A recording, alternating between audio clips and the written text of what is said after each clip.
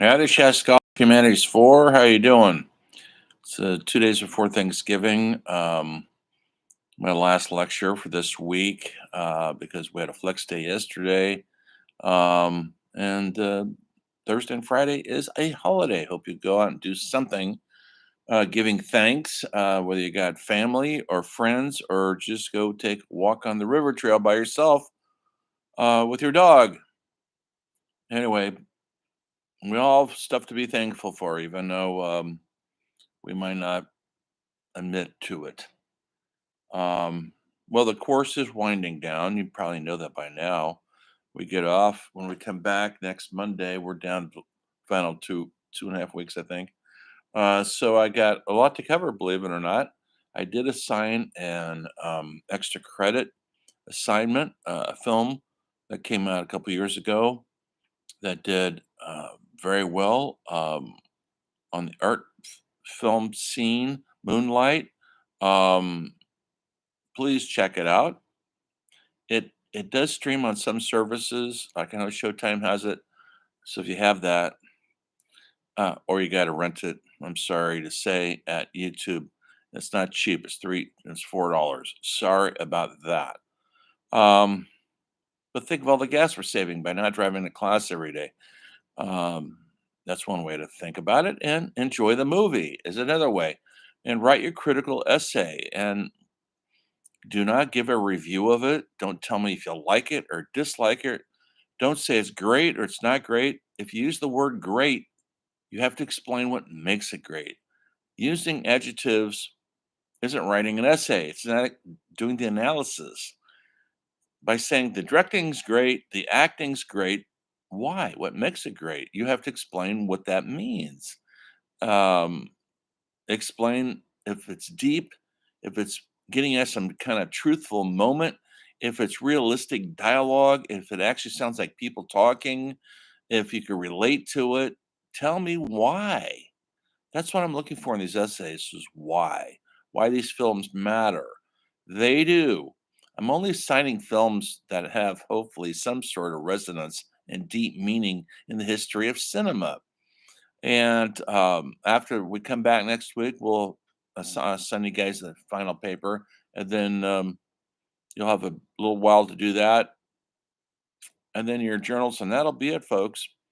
Um, I've never offered this before. I think I have, but if anybody has issues or they are having some problems, please do not hesitate to contact me. We can have a one-on-one to Zoom meeting. I don't have office hours because I don't have an office, folks. My house is my office.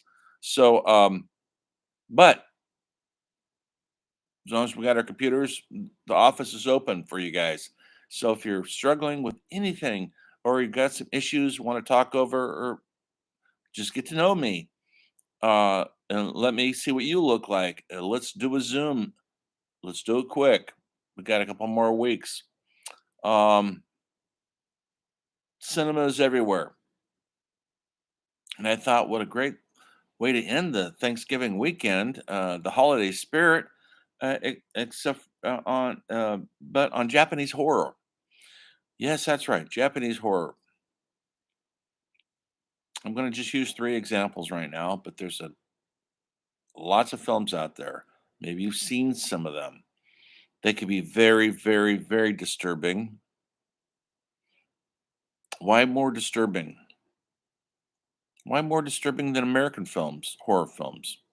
Our horror films can be very disturbing, obviously, but there's a deeper tissue um, DNA reason why Japanese horror films are on the most frightening films ever made. And three of these examples I'm going to give are not just frightening, but they also have surreal dreamlike qualities, fantasy qualities. So it's almost like you're watching a waking nightmare. Um, Sometimes you want to laugh. Nightmares can be funny for a minute until evil thing starts happening. Uh, our horror films aren't funny for the most part. There's a few exceptions. I think Fright Night is really funny and horrifying. It's a great example of putting humor and horror together. Evil Dead parts one, two, three, all of them have a lot of humor in them, and then it gets horrifying. Um, we have to laugh even if it's horrifying because then it makes it more relatable, makes it more like we think we're safe when we're laughing, but we aren't. The vampire is out to get you, even though it's a comedy, and that's not good. I just watched a really good, um, you've probably seen a Shaun of the Dead zombie movie made in England, came out many years ago.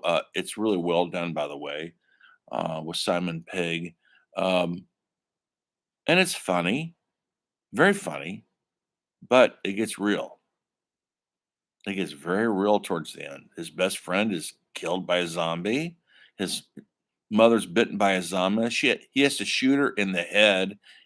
If you don't have reality or real horror in a, even if it's a comedy spoof on horror, then it's just it doesn't resonate as much. Doesn't go as deep. But you actually feel for these characters in Shaun of the Dead because it's really happening. It's not just jokey zombies. The zombies are for real. And their loved ones become zombies. It's for real.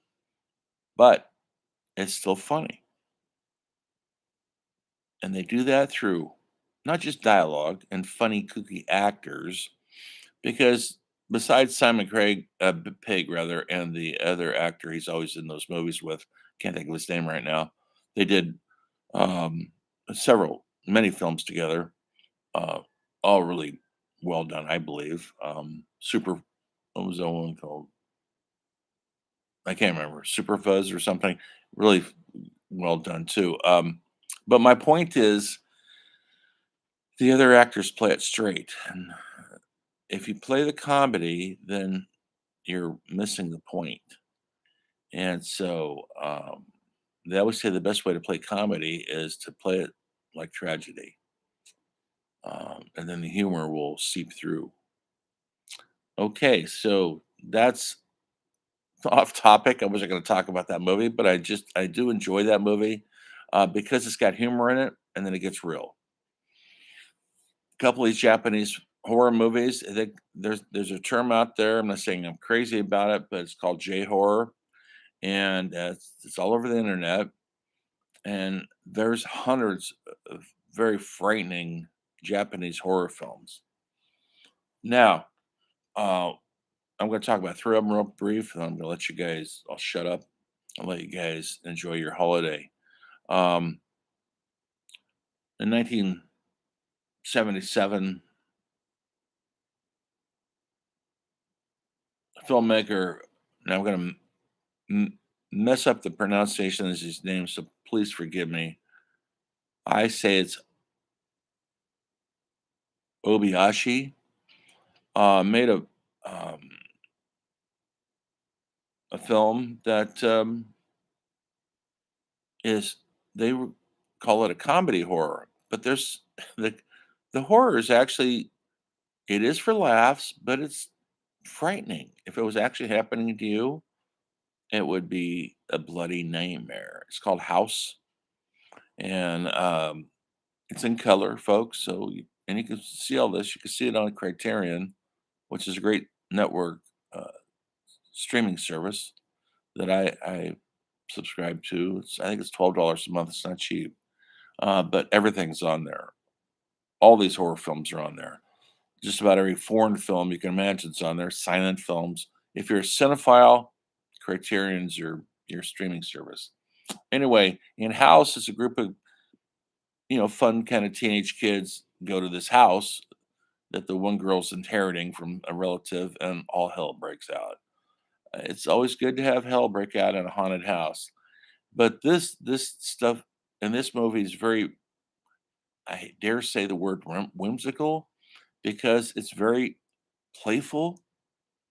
It's got fantasy, fairy tale like qualities to it. Um, Animation, but if you look at what's really going on, it's horrifying. And When it first came out, it was misunderstood. Now it's become a cult classic. This happens often.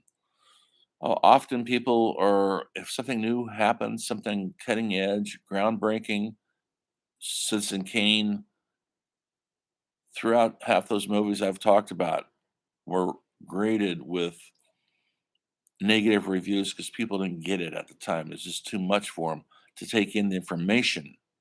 It was until later they became literally cult classics. They weren't hits at the time, and some of them were.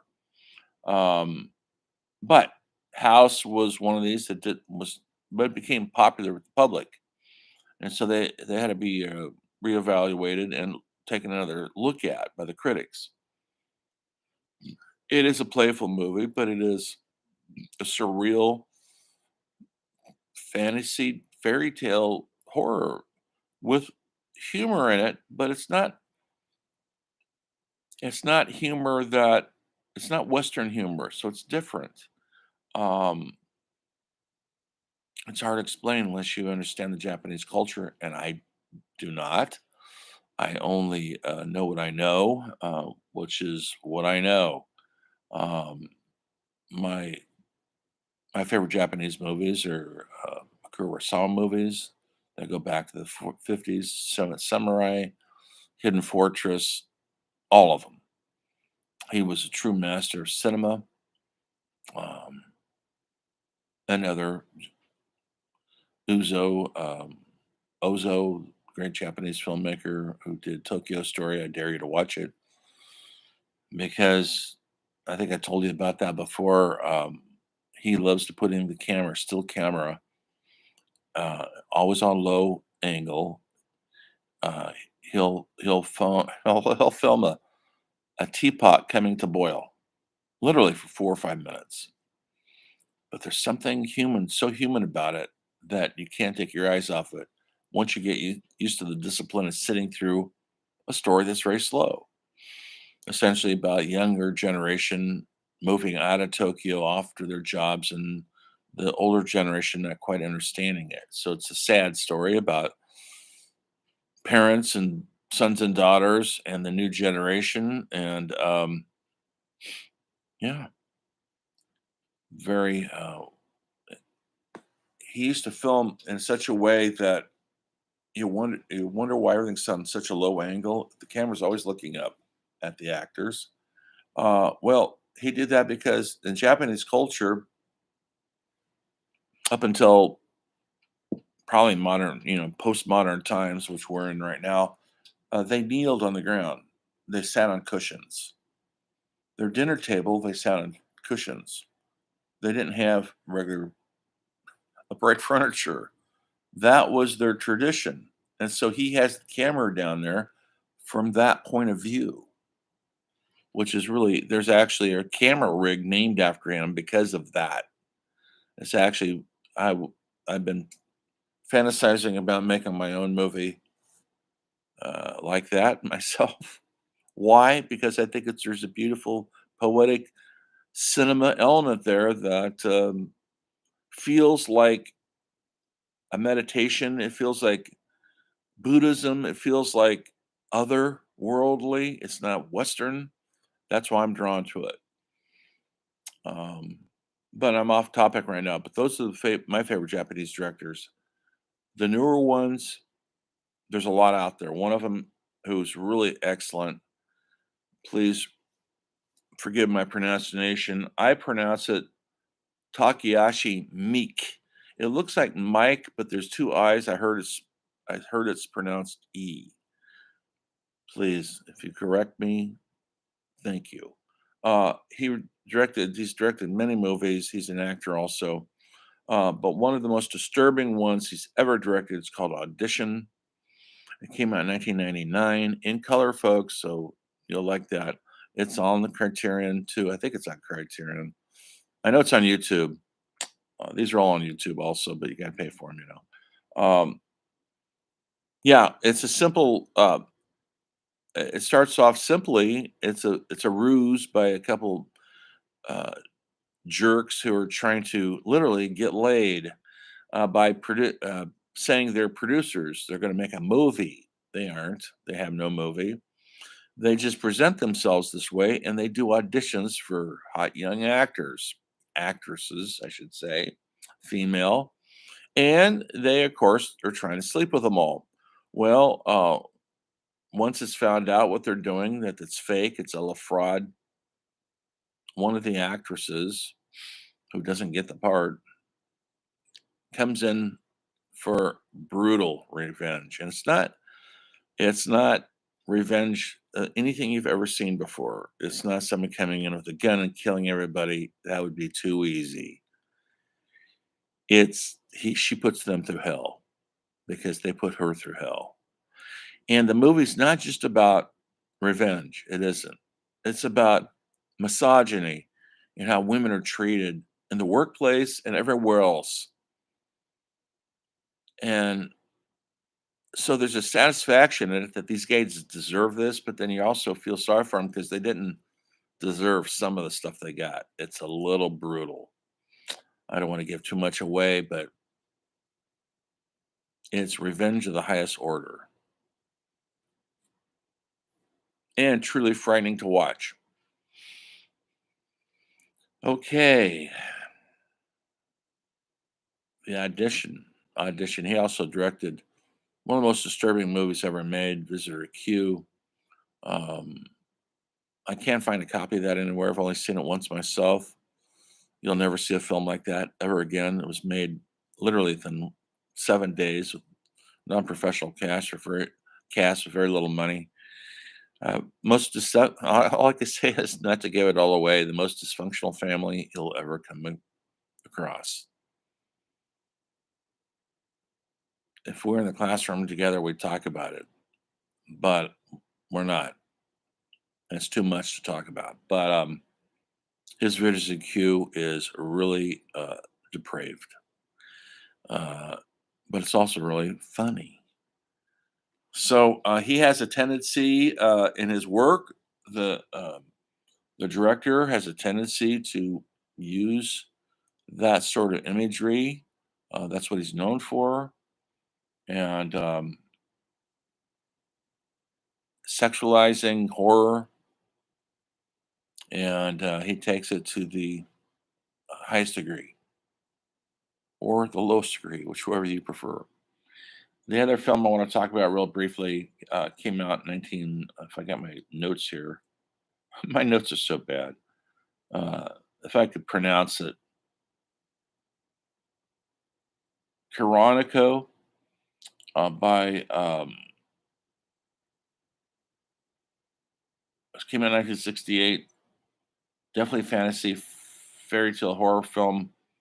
Um, if I can pronounce his last name, Sharito. Um, it's a revenge, but it's also more than a revenge. A lot of horror is about revenge. Freddy's Nightmare, he's getting revenge. Michael's getting revenge. A lot of our traditional horror movies are about revenge. Somebody's been cheated, somebody's been manipulated, somebody's been brutally treated themselves, and so guess what? They're getting payback.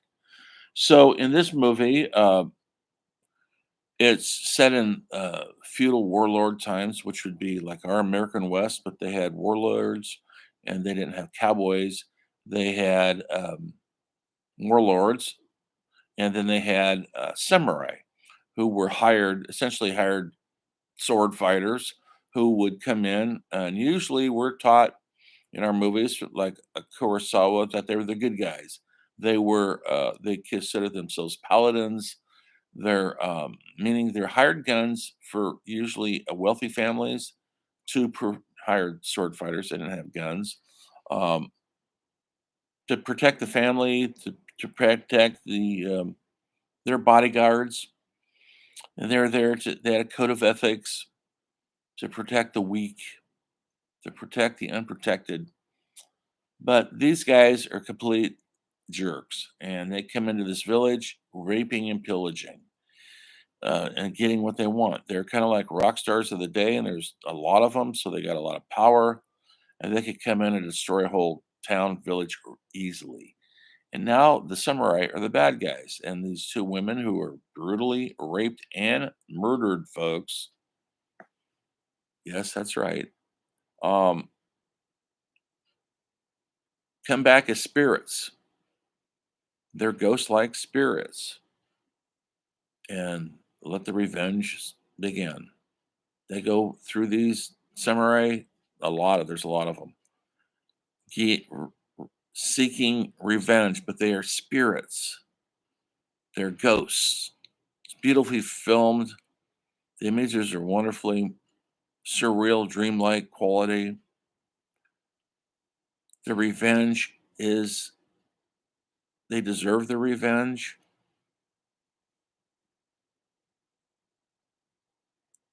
and so we're rooting for them, but they have to die for us to root for them. So already their lives are lost. The tragedy's already there. They're dead folks. And so, but the cinematography and the imagery is so creative, unlike so many American films where it's the camera sits there and rolls over there. It's very straightforward. These aren't straightforward. They didn't have the money or the studio system like we do, and so they had to be more creative. They used the lenses and different speeds of the film, lighting, mirrors, all the tricks they could come up with. Now they'd all push a button on a digital camera. It's all done for you. So the artistic uh, vision isn't there as much because now you just push a button and just about any effect you have is either built into your computer software or your camera software. But in those days, you had to do it the old fashioned way with smoke and mirrors, literally with smoke and mirrors. Uh, Kurosawa loved smoke. He pumped smoke into every action film they could do. Where's the smoke coming from? You wonder. You don't question it. It's just smoky as hell. But there's a surreal, beautiful quality to it, dreamlike quality that ups the ante of the passion and the action and the poeticness of the cinema. And you stop questioning where's the smoke coming from. So these films are that way. These films are all horror films, but there's a lot of poetry there. They're gracefully poetic. And I'm going to end on my theory, which I think is pretty substantially correct. Why J horror films are so different than Western horror films. And I think the reason is well, there's two reasons. They're both the same thing, the atom bomb. We dropped it on two different cities, Nagasaki and Hiroshima, or Hiroshima, however you want to pronounce it. And their culture, their DNA, their lives was changed at that very moment. Not only did at that moment the bombs exploded, over 100,000 people died in an instant. There's not even 100,000 people in Reading, folks. That means everybody in Reading and Red Bluff died in an instant. It had physical effects that's still going on to this day. Birth defects, people breathe. They're in hospitals for years and years over poisoning of the air and the water. And it became a part of who their culture was. And it was never that before. Yes, they were warriors. Yes, they went to war with us and they bombed Pearl Harbor. And did they deserve the revenge that the world gave them? That's hard to say. They had lost the war. We had firebombed Tokyo, Kyoto, because their buildings were made out of wood for the most part, and we carpet bombed them. So there wasn't much left of the cities but they wouldn't give up, and that was the whole thing. Stop the war, and we will stop. They said no, and so that was the ultimatum. And so we dropped the atom bomb on them. Okay, so it changed everything in the world at that moment. We're still living in the fear of the atomic bomb. Now there are nuclear weapons, right? That's going on and on right now. The Russia and Ukraine. When is someone going to shoot a nuke in there or something? It's been going on all my life. We went through the Cold War with Russia, Soviet Union in those days, and China. There's always this threat. North Korea to this day is still, we don't believe they have a nuclear capacity yet. Iranians supposedly have it. Israel won't put up with it. They're right on the border. They said if they even come close, they're going to nuke them. So the nuclear fear is out there. It's who we are. Yes, we're used to it. You've had it in all the nuclear fear all your life. That's never been so prevalent as right now. I never heard it bantied about because it's over. When those bombs start going, that's it, folks. All the fun movies you like, the dystopian movies, will be actually happening. It looks good in the movies, but in real life, when people are bleeding out of their eardrums and having mutant children and no food to eat or water to drink, it's a little different. So they've lived with that. They lived with the getting bombed. And so horror is who they become. They experienced horror on the highest level. Their children and grandchildren and great grandchildren have lived with nuclear fallout. And what that means symbolically, metaphorically, in reality, all of it. So I believe that's helped them understand horror in a deeper, darker way than we could ever imagine here.